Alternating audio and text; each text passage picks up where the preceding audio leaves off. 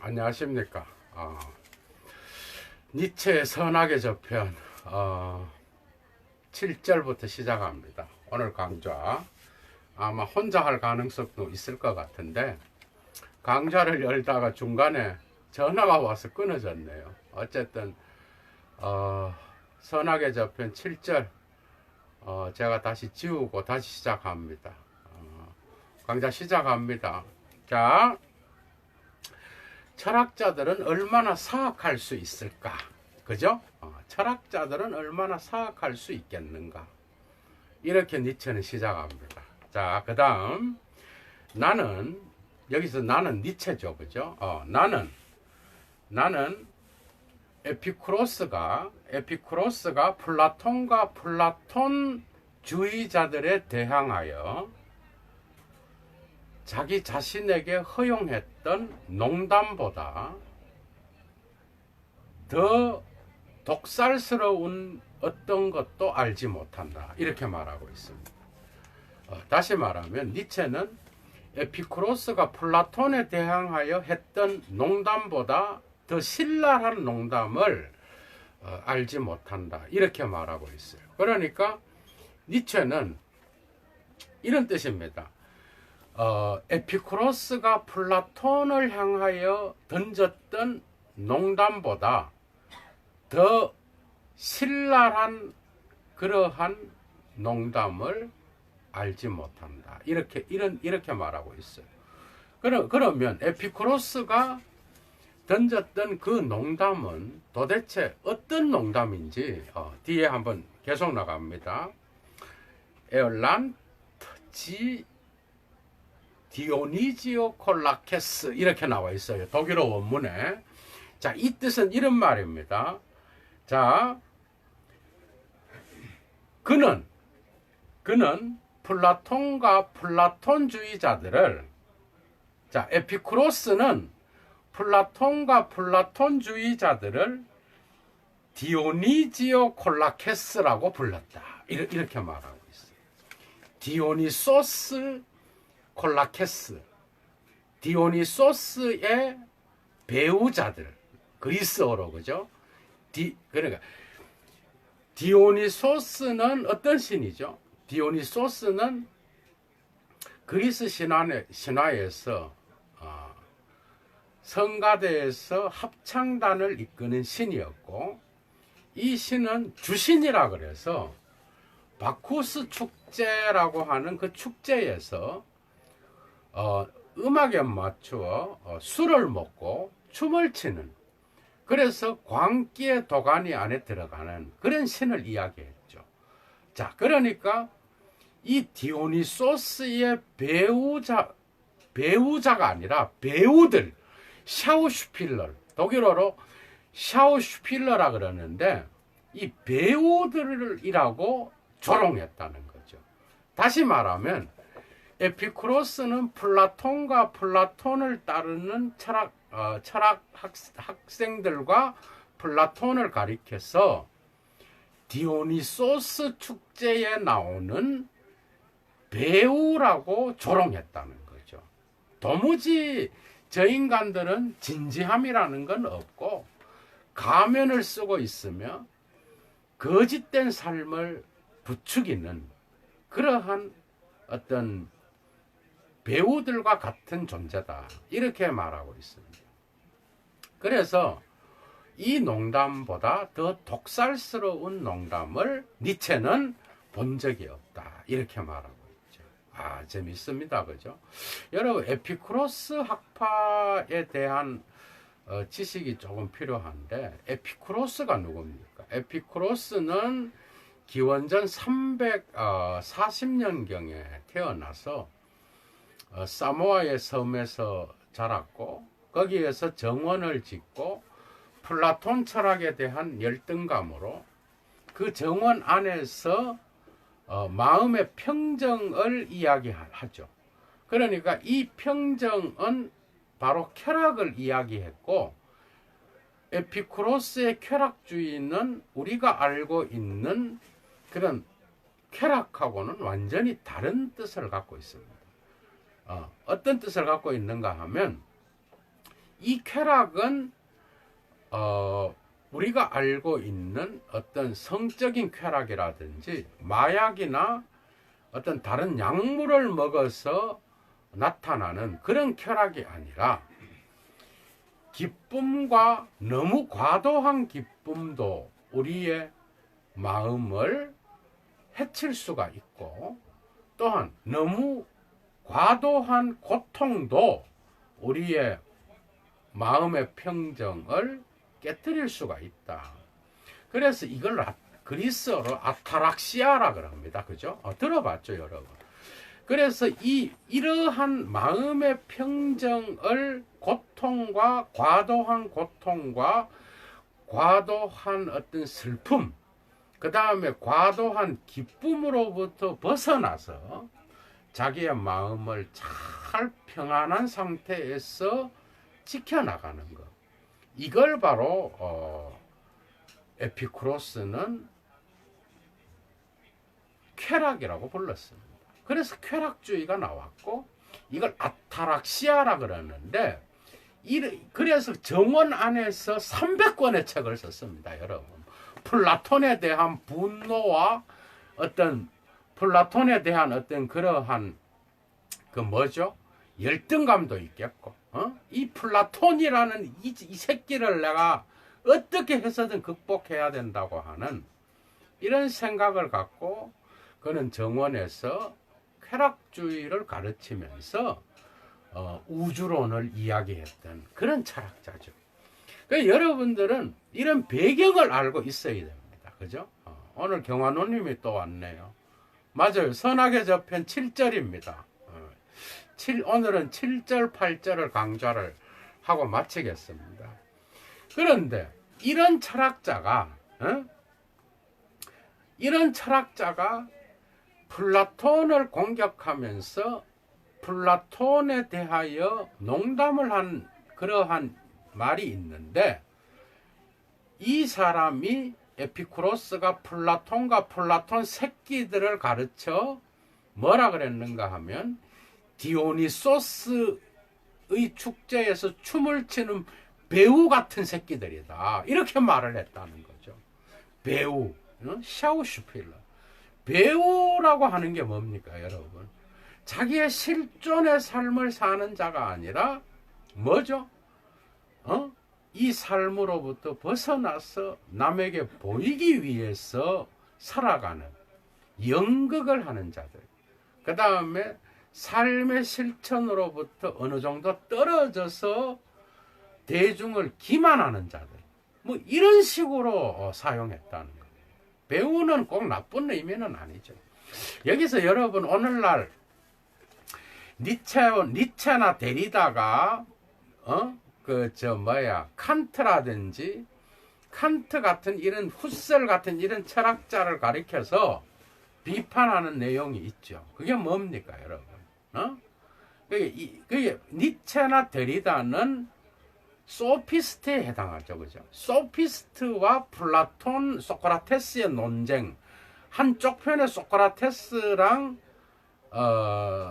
플라톤이 있고, 또 다른 한쪽에 소피스트들이 있었습니다.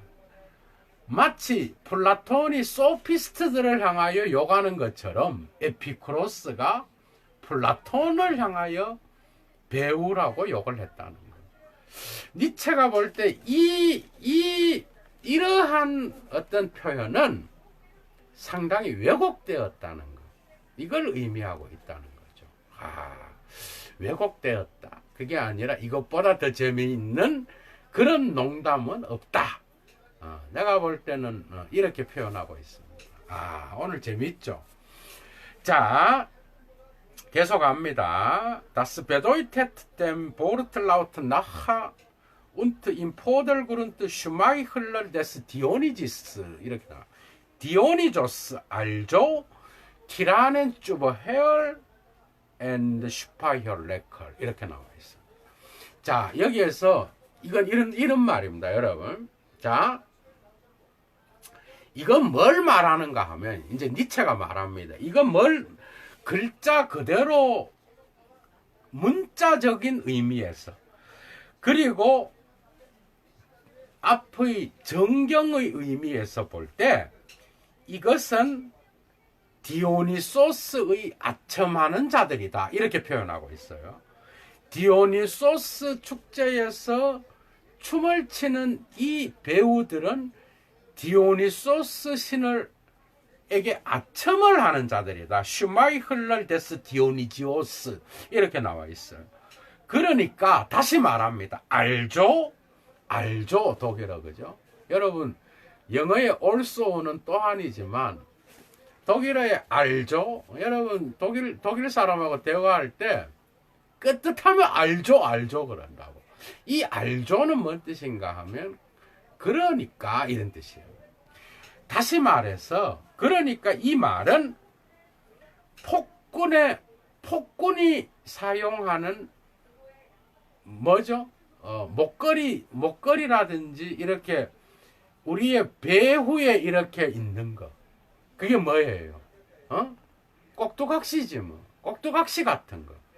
그 다음에 어떤 사람을 더 아름답게 하면서 배경으로 쓰이다가 무대에 어떤 연극이 지나가면 버려지는 이러한 부속물 같은 존재였다는 겁니다. 그러니까 폭군들의 부속물이었다.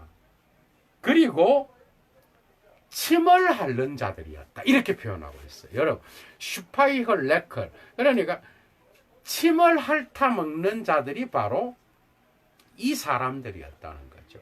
누구? 에피쿠로스가 플라톤과 플라톤주의자들을 향하여 하는 말이죠. 참. 그러니까 에피쿠로스가 볼 때 플라톤과 플라톤주의자들은 바로 어떤 사람이었는가 하면은 세 가지로 표현되어 있습니다. 디오니소스의 축제 때 거기에서 연기하는 배우였고, 두 번째는 디오니소스에게 아첨을 하는 자였고, 그 다음에 또 다른 거는 뭔가 하면은 폭군의 어떤 부속물 같은 그런 존재였고, 그 다음에 침을 핥는 자들이었다. 침을 누가 핥아 먹어요? 어떤 상황 속에서도 자기의 목적을 위하여 비굴함을 감수하는 자들, 이런 자들이 주인의 침을 핥아 먹는 자죠. 여러분, 예수 그리스도, 예수가 공생의 어떤 삶을 살아갈 때 여러분 어떤 일이 있었습니까? 자기 자식이 병들었단 말이야. 어떤 여자애 병들었으니까 고쳐달라니까 나는 이방인들의 자식은 안 고쳐준다. 나는 나의 사역은 이스라엘 사람들을 위한 거지 이스라엘 바깥에 있는 자들을 위한 게 아니다. 이렇게 말하죠, 예수가. 그래서 그 여자가 하는 말이 내가 땅에 당신이 주인이 먹는 그 밥에서 부스러기라도 내가 핥아 먹겠다.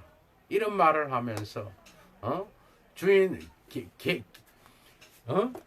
개새끼도 주인의 어떤 나오는 상에서 먹고 살지 않느냐. 이런 말을 하면서 예수에게 자기의 자식을 고쳐달라는 그런 말을 하죠. 자, 그래서 이 말은 철저하게 어떤 비굴한 것도 상징하지만 어떤 주인으로부터 인정을 받을 때 자기의 존재 자체를 내려놓는 그러한 일까지도 감수한다는 것을 의미하고 있습니다. 오늘 어쨌든 계속 나갑니다. 자, 이 모든 것에 더하여 이것은 또한 다음을 의미한다. 자, 뭘 의미하는가 하면 모든 것은 바로 배우들이다. 그죠? 디오니소스의 배우와 같은 존재가 바로 플라톤과 플라톤을 따르는 철학자들의 어떤 본질이다. 이런 뜻입니다. 그죠? 자, 그 다음에 이 배우들에게는 자, 다란 이스트 니츠 에히테스 어떤 진지한 어떤 것도 없다. 진지한 게 없다는 거예요. 이 배우들한테는. 그러면서 갈로에 뭐라고 하는가 하면, 왜냐하면은 디오니소콜락스, 그러니까 디오니소스의 배우들은 인기 있는 배우의 명칭이었다, 이런 뜻입니다. 그러니까 배우의 인기 있는 명칭이 바로 철학자의 본질에 속했다고 하는 것. 이게 바로 니체가 말하려고 하는 어떤 그 에피쿠로스를 들어서 비판하는 그런 내용이라고 할 수 있겠죠. 자, 계속 나갑니다. 자, 그리고 이 후자는 뭘 말하는가 하면 본래적으로 사악함을 의미했는데, 이 사악함이라는 것은 에피쿠로스가 플라톤에 대항하여 쏜 화살과 같은 그런 사악함이었다는 겁니다. 에피쿠로스가 플라톤에 대항하여 쐈던 그런 화살과 같은 거였다, 이렇게 표현하고 있습니다. 그죠? 계속 갑니다. 자, 그러니까 그로스 알틱의 마니엔, 이 말은 어떤 거대한 웅대한 어떤 그런 예법과 같은 것들을 소중히 여긴다는 거죠. 여러분 소크라테스 알죠? 플라톤이 따르는 이 소크라테스 역시도 엄청난 그러한 그로스 알틱한 마니어를 갖고 있었다는 거. 두 번째는 뭔가 하면은 자기 자신을 무대에 놓을 수 있었다는 겁니다. 자신을 무대에 놓을 수 있었다는 것. 자기 자신을 무대에 놓고 그 다음에 이 엄청난 연극을 할 수 있었던 이런 태도가 바로 에피쿠로스를 페올드로스, 불쾌하게 만들었다는 거죠. 에피쿠로스를 매우 불쾌하게 만들었던 것은 바로 이러한 플라톤과 플라톤주의자들의 위선이었다고 하는 것. 이게 바로 오늘 니체가 말하려고 하는 어떤 주제라고 할 수 있습니다. 그죠? 자, 그래서 이런 자기 자신을 무대 안에, 무대의 장면 속에 둔다거나, 지인 스제너 제젠 이런 나와 있습니다. 독일어로 자기 자신을 어떤 무대의 장면 속에 두는 것. 자, 플라톤은 자신의 학생들과 더불어 이런 무대에 자기 자신을 두는 것에 정통해 있었는데, 반대로 에피쿠로스는 이런 것들을 전혀 하지 못했다는 것. 그래서 에피쿠로스라는 이 철학자는 플라톤과 같이 무대에서 연극을 할 수 있는 그런 철학이 아니라 정원으로 물러나서 엄청난 사모스 섬, 사모아 섬에 있는 에피쿠로스가 자기의 정원에 물러나서 정원 속에서 갇혀서 그 안에서 마음의 평정을 되찾으면서 플라톤에 대하여 분노를 하면서 철학을 했다는 거예요. 이게 바로 에피쿠로스가 플라톤에 대항하여 공격하고 있는 플라톤의 어떤 그런 모습이라고 할 수 있겠죠. 자, 니체는 이것을 통하여 이 플라톤주의자들이 얼마나 이 연극을 잘하는 자들인지를 아마 앞으로 선악의 저편 여기에서 드러내려고 하는 것이 아닌가, 저는 그렇게 생각합니다. 아마 플라톤의 어떤 그 이데아의 사상에 대하여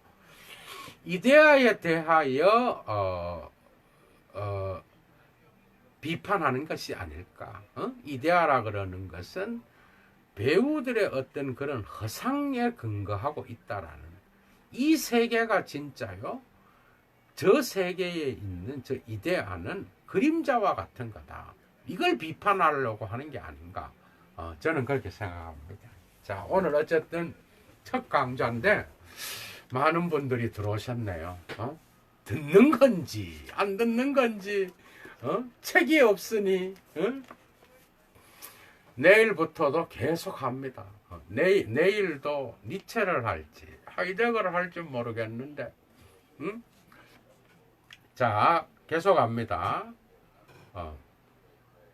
에피쿠로스는 어떤 사람이었는가 하면 사모스 섬의 학교 선생이었어요. 사모스 섬의 슐마이스터였고, 이 사람은 여기 뒤에 나오네.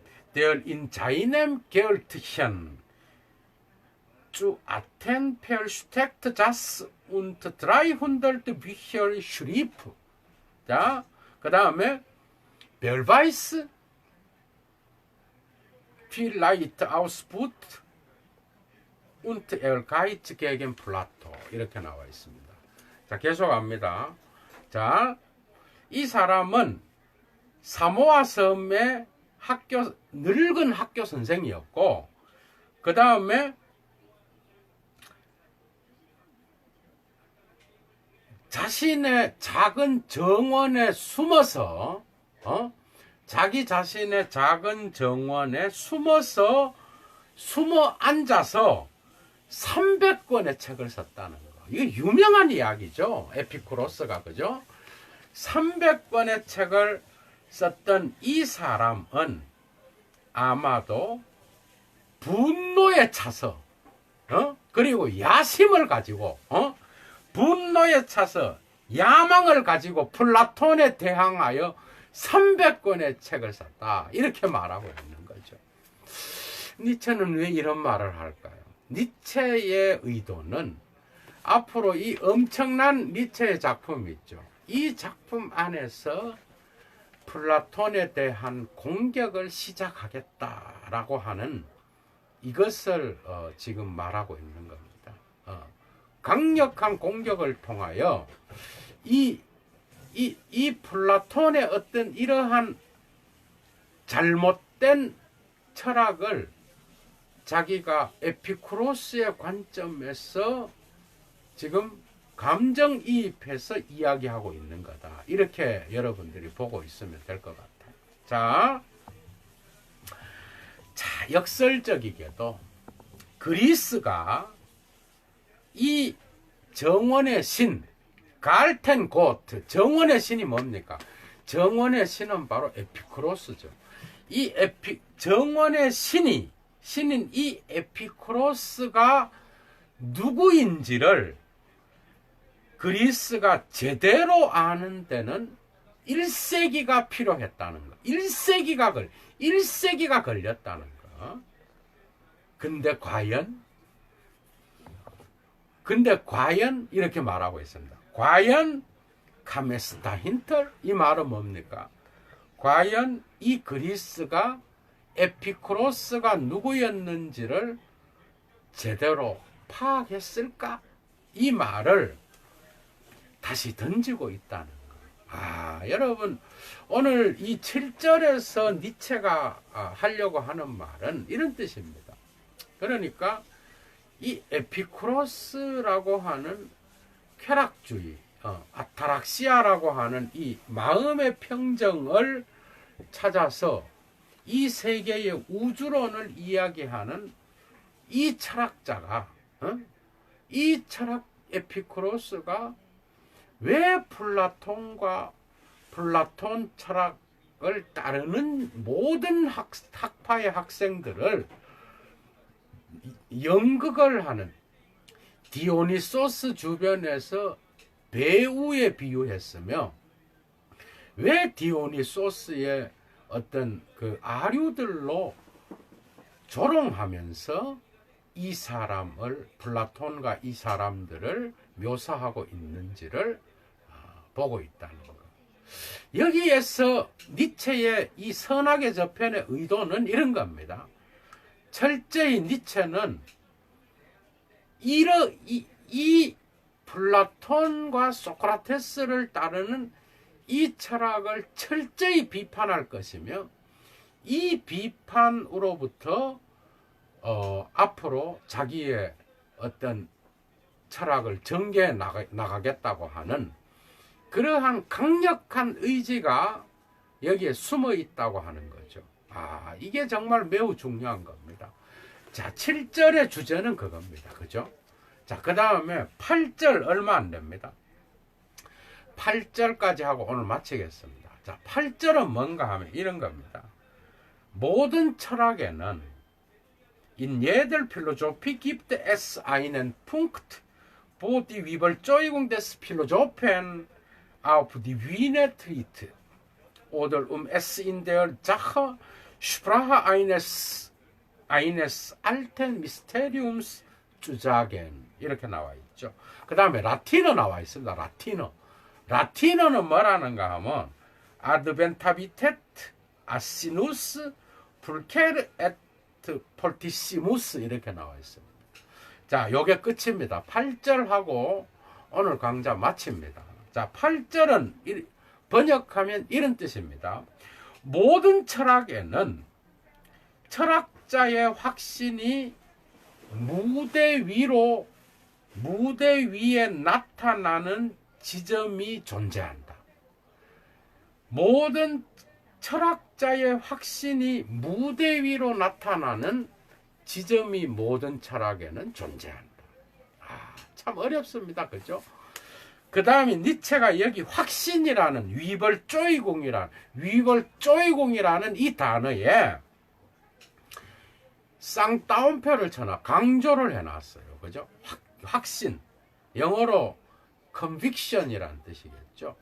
이 위벌조이공이 철학자의 확신이 무대 위에 나타나는 지점이 존재한다. 모든 철학에는. 자, 그 다음에 이것을 옛날의 신비주의의 언어로 이것을 표현하면, 자, 낙타가 라틴어입니다. 낙타는 더 아름답고 가장 용감하게 도착한다. 이렇게 나와 있어요. 정말 어렵죠. 낙타라고 하는 게 낙타가 도착한다. 어떻게 더 아름답고, 그 다음에 뭐죠? 가장 용감하게 나타난다. 그래서 이 낙타가 아니라 당나귀가 왜 갑자기 나타나갖고 이런 말을 하는지 여기에는 작은 어떤 그 코멘트가 필요합니다. 그죠? 어떤 코멘트인가 하면 이런 코멘트가 있습니다. 자, 낙타가 아니라 당나귀죠. 당나귀는 여기에서 발람의 당나귀입니다. 발람의 당나귀. 발람은 민수기에 나오는 이스라엘과 유대죠. 히브리 민족과 어떤 이 모압 왕에게 선지자가 찾아가는 그 내용입니다. 그때 이 당나귀가 누군가 하면은 모압 왕 발락에게 발람이라고 하는 이 히브리 민족의 선지자가 잘못된 예언을 갖고 모압 왕에게로 가는 그 내용이 있는데, 이 민수기에 나오는 이 당나귀는 이 잘못된 야망과 욕망에 빠져 있는, 그죠? 빠져 있는 그런 어떤 그 욕망을 발락과 발람이 왜 이렇게 헷갈리는지, 모압 왕 발락에게 잘못된 예언을 갖고 가는, 당나귀를 타고 가는 자기 주인 발락의 잘못된 것들을 이 당나귀가 말을 하면서 폭로를 합니다. 일종의 신화죠. 이 폭로를 하면서 자기 주인 발람의 어떤 잘못된 본능을 드러내는 그런 역할을 하는 게 바로 여기서 당나귀입니다. 그죠? 이 당나귀의 잘못된 역할을 하고 있는 이 당나귀가 어떻게 니체는 자기 자신에게 비유를 하고 있습니다. 지금 이 당나귀를. 다시 말하면 자기는 이 당나귀처럼 구약 성서에 나오는 이 당나귀와 같이 철학자들의 본능을 까발리는, 철학자들이 갖고 있는 야망과 자기 실존의 경제적 상황, 그 다음에 철학자들이 갖고 있는 그 내면의 실존의 어떤 그런 욕망을, 철학자의 본능을 이 당나귀가 자기 주인 발람과 발락이죠. 발락의 잘못된 그러한 예언의 본능을, 경제적 물질과 어떤 것들을 얻기 위하여 거짓 예언을 하는 것을 폭로했듯이 니체 역시도 이런 잘못된 상황을, 철학자들의 욕망을 폭로하는 그런 당나귀와 같은 역할을 앞으로 내가 할 것이다. 이런 뜻으로 지금 8절에서 쓰고 있다는 거죠. 엄청나게 깊이가 있는 겁니다. 여러분, 니체를 뭐 개나 소나 읽었다고 지랄을 하는데 다 거짓말이죠. 오늘 8절은 그런 뜻입니다. 그러니까 이 당나귀는 니체 자신을 의미하는 것이고, 모든 고대 철학으로부터 니체까지의 모든 철학 안에는 철학자들의 본능이 숨어 있으며, 이 본능을 까발리는 역할을 당나귀가 자기 주인 발락에게 했듯이 자기가 당나귀의 역할을 하면서 철학자들의 야망과 본능을 까발리겠다 하는 게 오늘 8절의 주제입니다. 그래서 오늘 이걸 마지막으로 읽고 마치겠습니다. 모든 철학 안에는 철학자의 확신이 무대 위로 나타나는 지점이 있다. 그게 뭐죠? 철학자가 자기 자신의 본능을 자기 철학 안에서 무심코 드러내는 지점이 있다는 거죠.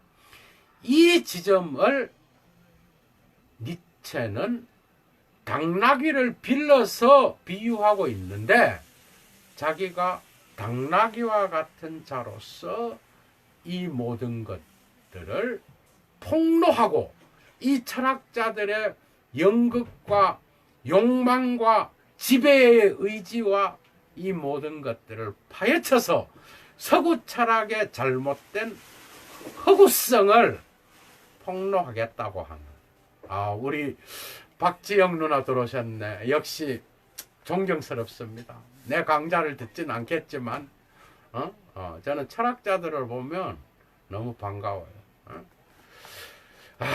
그런 뜻입니다, 여러분. 그죠? 이 당나귀와 같은 역할을 니체가 하겠다. 그래서 이 서구 철학의 잘못된 존재에 대한 질서를 파헤치겠다라고 하는 그런 경고가 이 8절에 있는 이 라틴어 구절에 나오는 그 뜻입니다, 여러분. 자, 오늘 얘도 오랜만에 강좌 시작했습니다. 내일부터 저는 앞으로 펜을 모으지 않습니다. 한 놈이 듣든 두 놈이 듣든 저는 1차 자료 강좌를 어쨌든 이어나갈 것이고, 그 뭐죠? 하이데거와 가다머, 니체, 이 세 권은 제가 죽을 때까지 해도 전집을 강좌를 다 못 끝낼 겁니다. 여러분들 어쨌든 오늘 갑자기 강좌를 시작해서 여러분들께서 어떤 상황에 놓여 있었을지 모르겠지만 저는 앞으로 광고를 안 하고 하려고 그럽니다. 광고를 안 하고, 그래서 여러분들은 이 책 3권을 준비하시면 내일 존재와 시간을 할지 니체를 이어나갈지 모르겠어. 이 3권을 왔다 갔다 할지는 어쨌든 오늘 오랜만에 니체 강좌였습니다. 여러분 좋은 밤 되시고 평안한 저녁 되시기 바랍니다. 그리고 멋진 삶을 영위해 나가시고 더운 무더위가 찾아오는데 운동도 좀 하시고 몸도 잘 관리하시기 바랍니다. 예도는 물러갑니다. 오늘 강좌 마치겠습니다.